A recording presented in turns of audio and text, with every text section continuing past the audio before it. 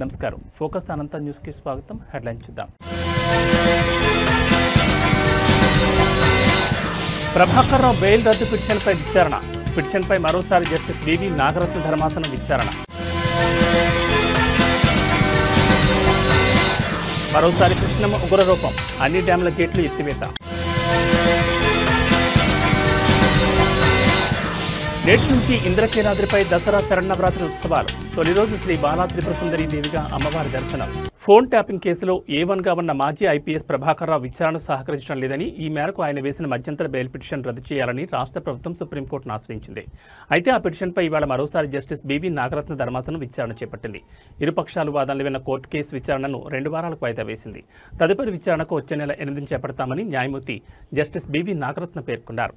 విచారణ సందర్భంగా కేసు దర్యాప్తుకు సంబంధించి ప్రస్తుత స్టేటస్ రిపోర్టును దాఖలు చేసినట్లు రాష్ట్ర ప్రభుత్వ తరపు న్యాయవాది సిద్ధార్థ లుద్ర, సొలిసిటర్ జనరల్ తుషార్ మెహతా ఇప్పటికే కోర్టుకు తెలిపారు. ఎలక్ట్రానిక్ గ్యాడ్జెట్స్ సాక్ష్యాధారాలు ట్యాపరింగ్ చేశారని ప్రభుత్వ తరపు న్యాయవాది సిద్ధార్థ లుద్ర కోర్టుకు వివరించారు. డేటా రికవరీ చేయడానికి కూడా ప్రభాకర్ రావు సహకరించడం లేదన్నారు. ప్రభాకర్ రావు ఇచ్చిన ఎలక్ట్రానిక్ పరికరాలన్నీ ఫార్మాట్ చేసి ఇచ్చారని సొలిసిటర్ జనరల్ తుషార్ మెహతా అన్నారు. ప్రభుత్వం ఇచ్చిన ల్యాప్టాప్ కూడా అదే స్థితిలో ఉందని, దానిలో ఎలాంటి సమాచారం లేదని గత విచారణలో కోర్టు దృష్టికి తీసుకొచ్చారు. ఈ క్రమంలోనే తన క్లయింట్ ప్రభాకర్ రావు కేసు విచారణకు ఎప్పుడు పిలిచినా హాజరవుతున్నారని ఆయన తరపు న్యాయవాది శేషాద్రి నాయుడు ధర్మాసనానికి తెలిపారు.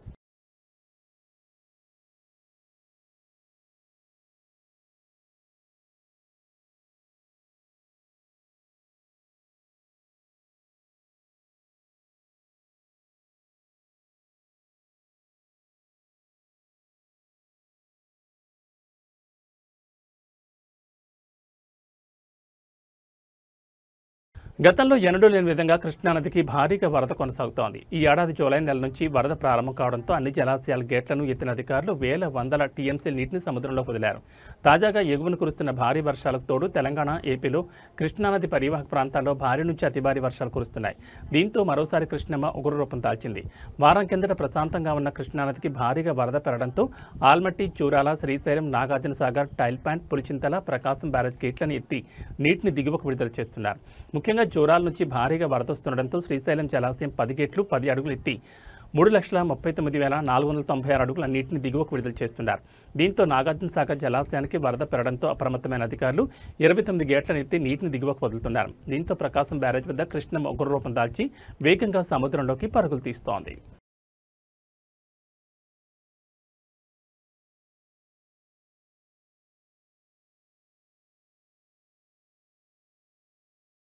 బెజవాడ ఇంద్రకీలాద్రి అమ్మవారి ఆలయంలో దేవీ శరన్నవరాత్రి వేడుకలు అంగరంగ వైభవంగా ప్రారంభమయ్యాయి. శ్రీ విశ్వావసనామ సంవత్సరం ఆశ్వీజ శుద్ధ పాఠ్యమి దేవీ నవరాత్రి ఉత్సవాల్లో తొలి రోజున అమ్మవారు శ్రీ బాలా త్రిపుర సుందరిదేవిగా భక్తులకు దర్శనమిస్తున్నారు.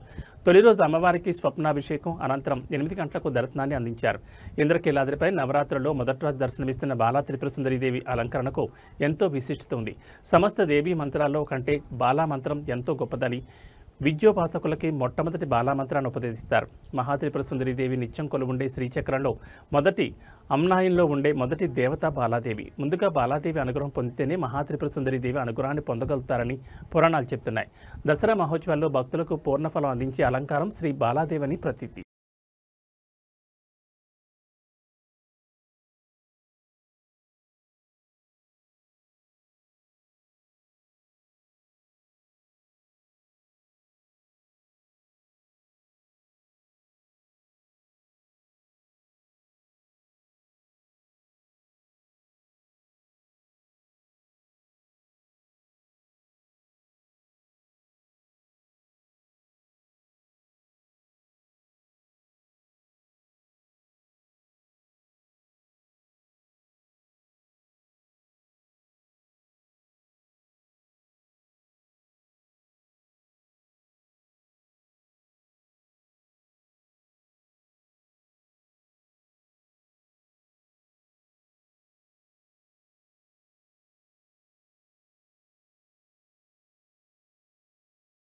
విశాఖపట్నం ఓల్డ్ గాజువాకలోని సీఎంఆర్ సెంటర్ పక్కన ఉన్న ఎస్ఎస్ఐ మసాజ్ సెంటర్లో వ్యభిచారం జరుగుతోందని టాస్క్ ఫోర్స్ పోలీసులు గుర్తించారు.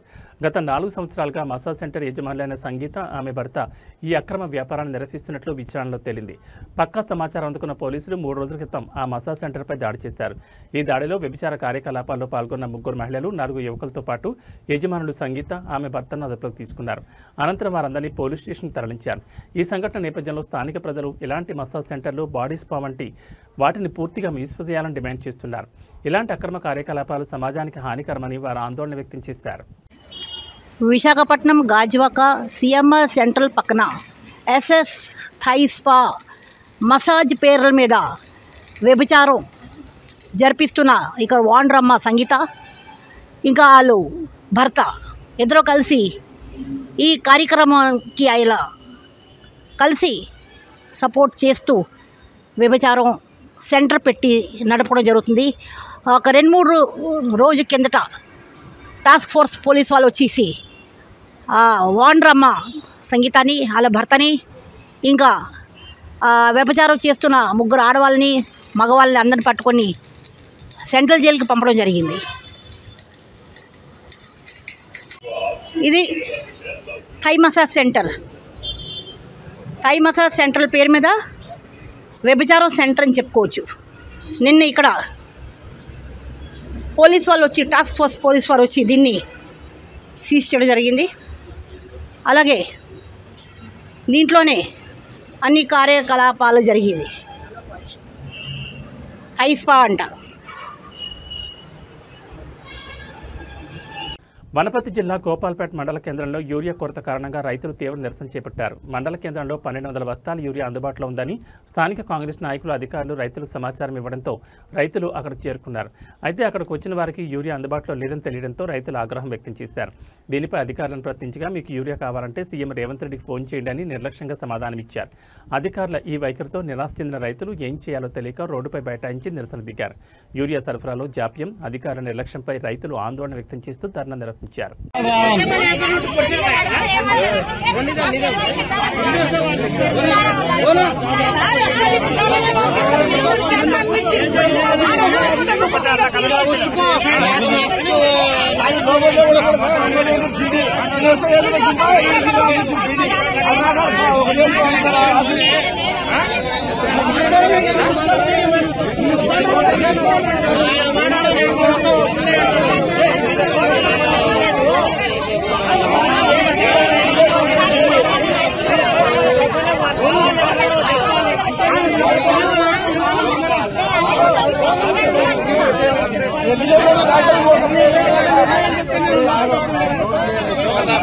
వారం రోజులు మన ఇచ్చే రోజే మాకు తెలియదు.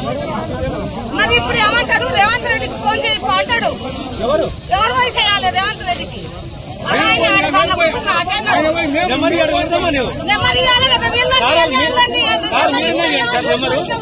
ఫోన్ చేస్తాం మేము ఇట్లా మరి సమాధానం చెప్పాలి కదా సార్. మీరు రాలేదు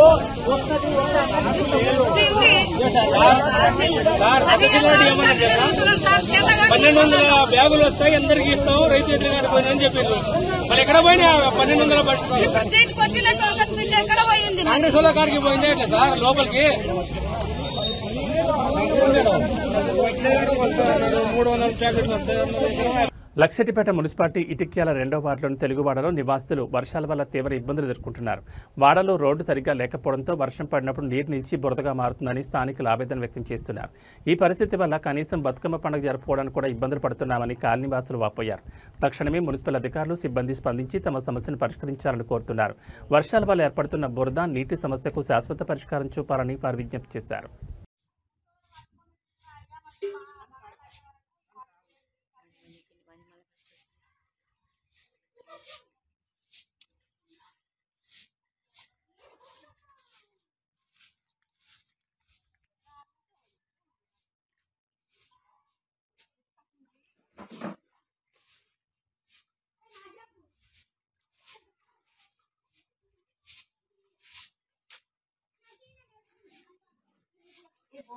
నీళ్ళలో ఇచ్చేది కూడా ఇక మా పరిస్థితి ఇదేనా? బతుకు ఇస్తేనా? ఇక మా ఆడవి ఏమలేదా? ఇక నీళ్ళలో తిరుగుడే ఉందా ఇంట్లో ఈ వాడవినా మాకు నీళ్ళు లేవేమి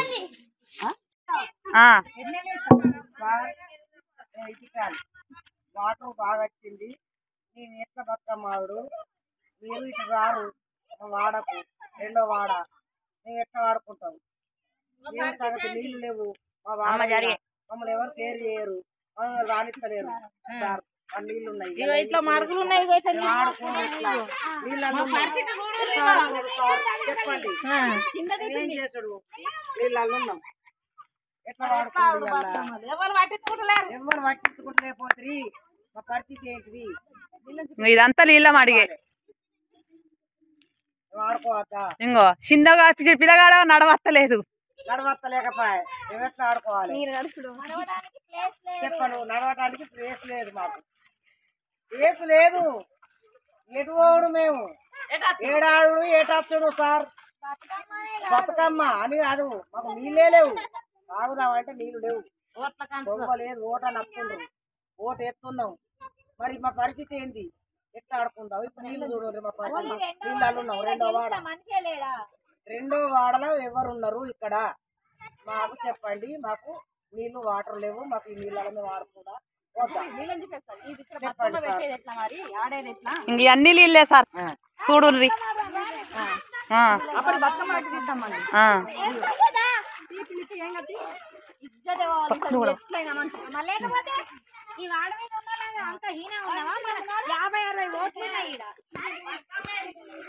మేము ఎట్లా వాడుకున్నాడు ఈ వాటర్లా నీళ్ళల్లా పిల్లలు మేము సార్ చెప్పండి పరిస్థితి ఏంది నీళ్ళల్లో ఎట్లా పోతాం మేము ఏం చేసి మా పరిస్థితి ఎవ్వరు కూడా పట్టించుకోరు మరి రోడ్డు రెండో వాళ్ళు ఎవరు రారు అడిగినా ఎవరు పట్టించుకోరు మమ్మల్ని మేము జంగాల్లో ఉన్నావా ఈ అడవులు ఉన్నావా ఈ ఊళ్ళు ఉన్నావా చెప్పండి సార్ మెదక్ జిల్లా వెల్దుర్తి మండలం ఎలుకపల్లి గ్రామంలో బతుకమ్మ సంబరాలు అంగరంగ వైభవంగా మొదలయ్యాయి. నిన్న పెద్దల అమావాస్య ఎంగిలిపూల బతుకమ్మ సందర్భంగా మహిళలు ఈ వేడుకలను ఘనంగా నిర్వహించారు. రంగురంగుల పూలతో బతుకమ్మలను అందంగా పేర్చి గ్రామంలో ఏర్పాటు చేసిన వేదిక వద్ద బతుకమ్మ పాటలు పాడుతూ సాంప్రదాయ దుస్తుల్లో మహిళలు ఆటలాడారు. ఈ వేడుకల్లో పెద్ద సంఖ్యలో గ్రామ మహిళలు ప్రజలు పాల్గొన్నారు.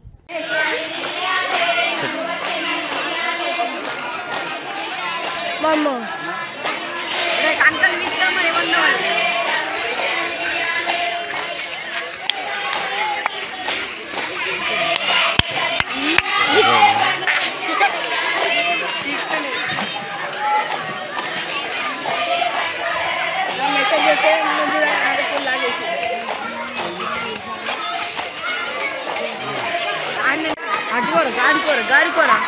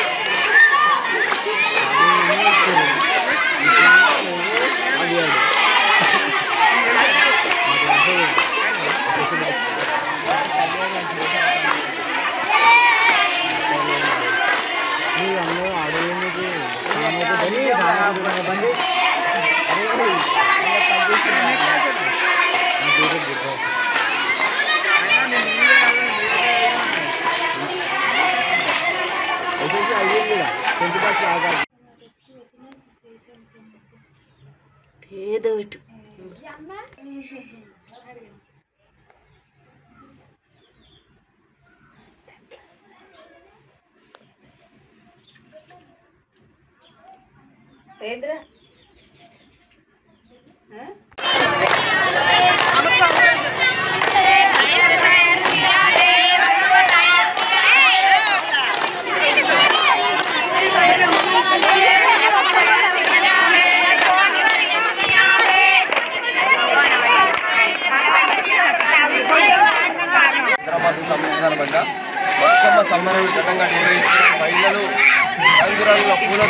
సంబరాలు ఘనంగా నిర్వహిస్తున్నారు.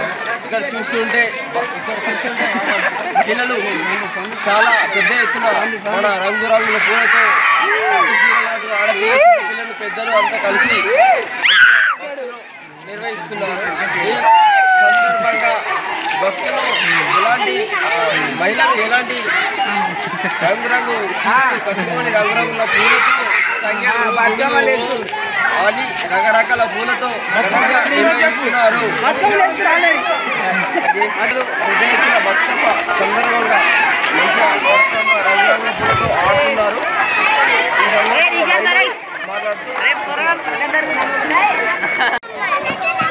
బతుకమ్మ ఆడుతురా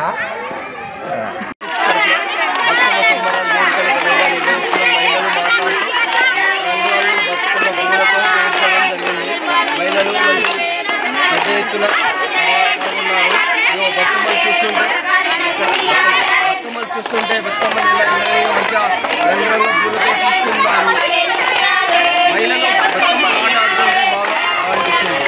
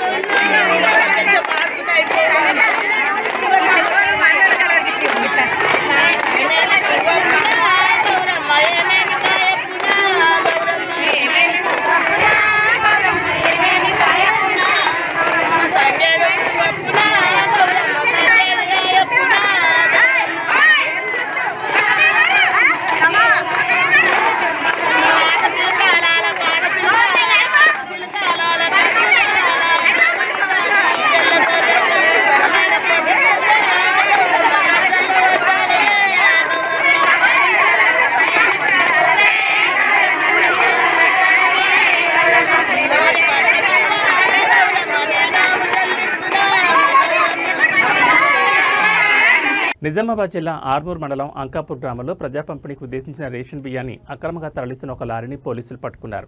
నిన్న రాత్రి సుమారు 8:30 గంటల సమయంలో అంకాపూర్ గ్రామ పంచాయతీ ఎదురుగా విజిలెన్స్ డిపార్ట్మెంట్, ఆర్మూర్ పోలీసులు సంయుక్తంగా ఈ ఆపరేషన్ నిర్వహించారు.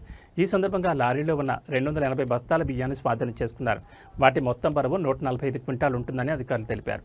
ఈ అక్రమ రవాణాలో ప్రమేయం ఉన్న 6 వ్యక్తులపై పోలీసులు కేసు నమోదు చేశారు. నిందితులుగా కడమంచి అంజీ, కడమంచి మహేందర్, కడమంచి రాజయ్య, కమ్మర్పల్లి గ్రామానికి చెందిన కొండపల్లి నరేష్, అస్లాం నాగేష్ అనే వారిపై కేసు నమోదు చేసినట్లు ఆర్మూర్ సీఐ సత్యనారాయణ గౌడ్ వెల్లడించారు. ఈ ఘటనపై పోలీసులు తదుపరి దర్యాప్తు చేస్తున్నారు.